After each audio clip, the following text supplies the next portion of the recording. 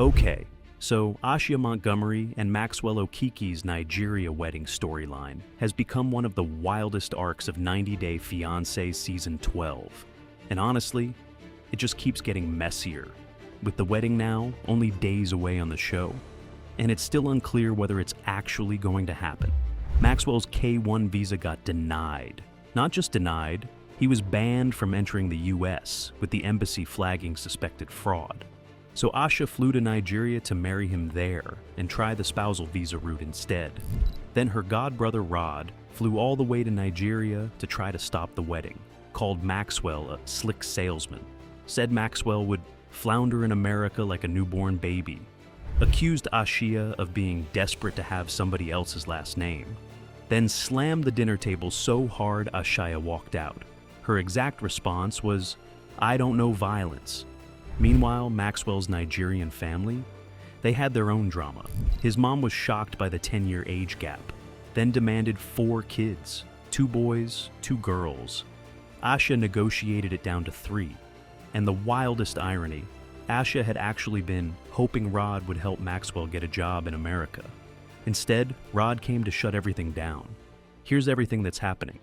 Ashia Montgomery is 38 years old. She's from Alabaster, Alabama.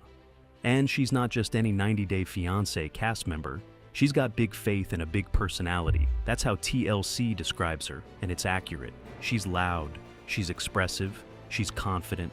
First, she's a Pentecostal prophetess in training. That's her actual background. She believes she has a spiritual calling, and she believes God literally sent her Maxwell. She refers to him as her king. That's the level of spiritual devotion she brings to this relationship. Second, she's a business owner. Ashia co-founded Beulah May's Southern Kitchen in Alabaster with her 2 sisters, Jacola Carter and Glena Murray. It's a soul food restaurant named after their late grandmother, Beulah May Caffey. Fried catfish, pork chops, collard greens, peach cobbler, the whole Southern menu. The 3 sisters run it together based on their grandmother's recipes. So, Ashia is entrepreneurial, successful, has her own family business going. This isn't some random person who ended up on reality TV. She's got a whole life in Alabama. Her family is tight-knit too. Her mom, Juliet Montgomery, her godbrother Rod, who she describes as basically her real brother, a family friend named Kathy who backs Rod up, and her best friend Brianna, who's been part of her journey since day 1. Maxwell Okeke is 28 years old, from Nigeria, Christian family, no traditional job we've seen much of on the show. His mom is a strong presence. He has a sister who's played a big role in the wedding drama. And his best friend Silas, who Ashia introduced to her best friend Brianna. So both couples were kind of applying for visas together. Here's the age math. Ashia 38, Maxwell 28. That's a 10-year gap. And in Nigerian culture, where age dynamics can matter more than they do in America, this became a real issue with Maxwell's family the moment they found out. Ashia has told this story on the show.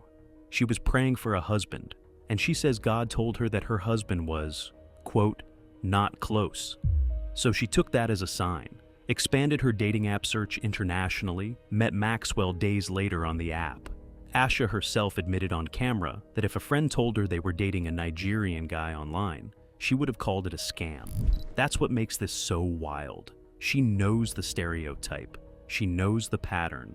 She knows what everyone's gonna think, and she went ahead anyway, because she believes this is a spiritual thing, that God brought her King Maxwell into her life. Ashia flew to Nigeria to meet Maxwell in person, brought her best friend Brianna with her. Maxwell brought his best friend Silas. And here's where it gets interesting. Ashia and Maxwell introduced Brianna and Silas to each other. Now, both couples were dating. Both couples applied for K-1 visas at the same time. Both couples appeared in each other's engagement photos. That pattern is exactly what raises red flags at the US Embassy, which is probably why what happened next happened. Maxwell went to his K-1 visa interview at the US Embassy in Nigeria, and the visa was actually approved at first. Hours later, the embassy called him back in, and they revoked it, flagged the whole case as suspected fraud. Not just that, Maxwell was also banned from entering the United States. That's way worse than a regular denial. You can appeal a denial, It's much harder to appeal a fraud flag and a ban. Ashia's exact words about it, quote, "I never in a million years, the thought never crossed my mind that he would get denied. I thought that God was on my side, and he would get approved." So, her whole spiritual framework got shaken. She'd been so certain God was directing this relationship that she hadn't prepared for a denial at all. The likely reason for the fraud flag? The Silas and Brianna couple situation. Two couples applying together, all four people in each other's photos. Small, overlapping social network. That looks coordinated to any embassy officer. Now, was it actually a fraud ring? Nobody knows for sure, but from the embassy's perspective, it looked suspicious enough to revoke Maxwell's visa and ban him. So, now Ashia had a choice: give up on the relationship or try Plan B. Ashia chose Plan B, fly to Nigeria, marry Maxwell there, then apply for a spousal visa, which is different from a K-1 and can have different outcomes even after a K-1 denial. Maxwell's own words about it, quote, "Our best shot is the spousal visa. It's stronger. When it's approved, I'm coming there with my green card, not coming over like the K-1. That's actually a smart legal move. Spousal visas do offer different benefits than K-1 visas, and once you're married, certain paths open up. But here's where it gets messy. Instead of returning to Nigeria for a big planned wedding, they decided to just get married during Ashia's current trip. Small ceremony, her mom, Juliet, in attendance, Maxwell's family in attendance. And that meant Ashia had to bring her family to Nigeria fast.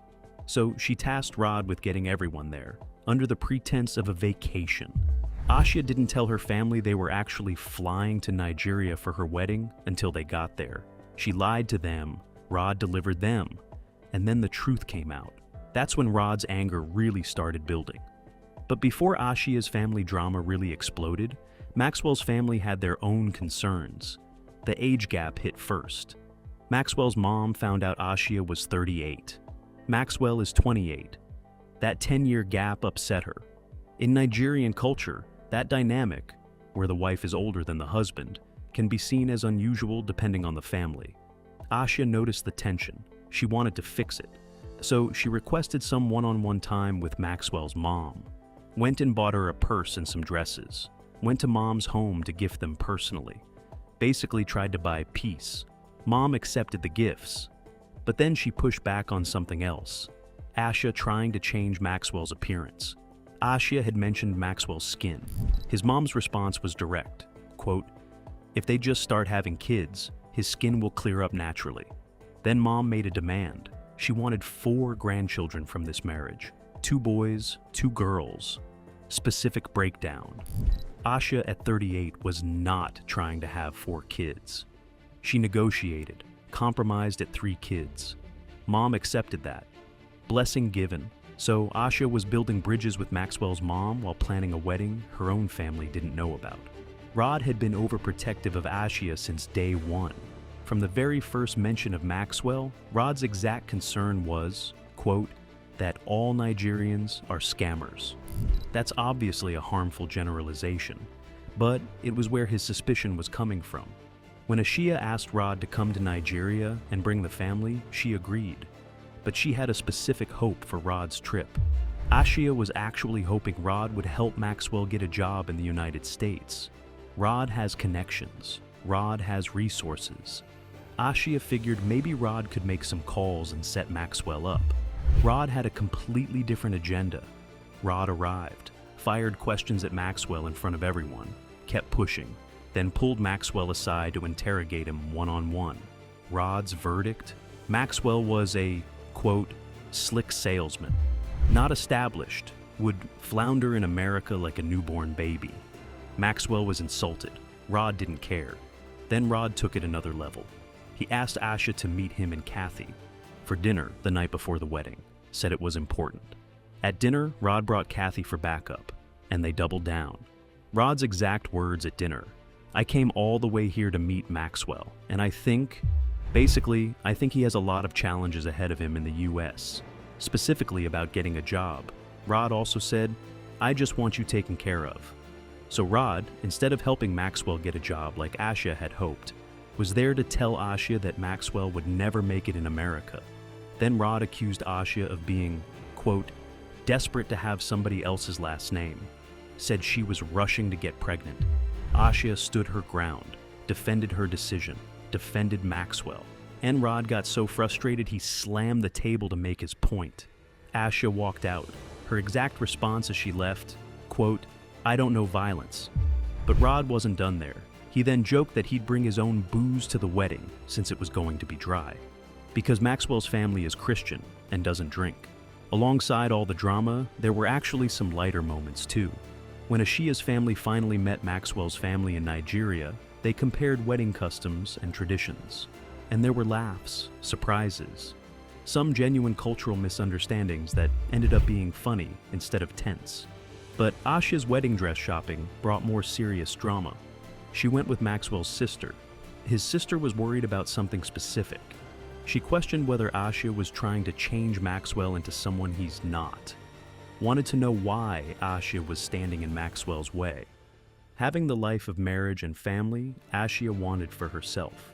Ashia assured her she had Maxwell's best interests at heart, and the sister eventually came around, gave her support for the wedding. So, Ashia had earned support from Maxwell's mom, support from his sister, support from Maxwell himself. But her own family? Rod was actively trying to stop everything. Kathy was backing him up. Even her mom, Juliet, was uncertain. So, where does the storyline stand right now? The wedding is only days away on the show, and it's still unclear whether Ashia and Maxwell will actually go through with it. That's the current cliffhanger. What we know, Ashia is standing firm against Rod's opposition. Maxwell is navigating his own family dynamics. The spousal visa plan is Plan B if the wedding does happen. But even if the wedding happens, Maxwell still needs to actually get approved to come to America. And after a K-1 denial with a fraud flag, that's not going to be easy. There's also the Angela Deem parallel that keeps coming up in 90-day Fiancé circles. Angela and Michael Ilasanmi ran essentially the same playbook. Nigerian K-1 denial, Nigeria wedding, spousal visa route. Michael did eventually make it to America, and then their marriage became one of the most notorious in the entire franchise. They divorced this year, in 2026. Ashia knows this history. She's still going through with it, believes God brought them together, believes this will be different. That's the full Ashia and Maxwell Nigeria wedding update. K-1 denial, fraud suspicion, Nigeria wedding plan, age gap drama, 4 kids demand negotiated down to 3. Rod slamming the table. Ashia's I don't know violence walkout. Sister-in-law concerns. Ashia lying to her family to get them to Nigeria. And the whole Angela Deem parallel hanging over everything. If you want more Season 12 updates like this one, subscribe, got more coming. Drop a comment. Do you think Rod is right about Maxwell, or is he being overprotective? Let me know. See you in the next one.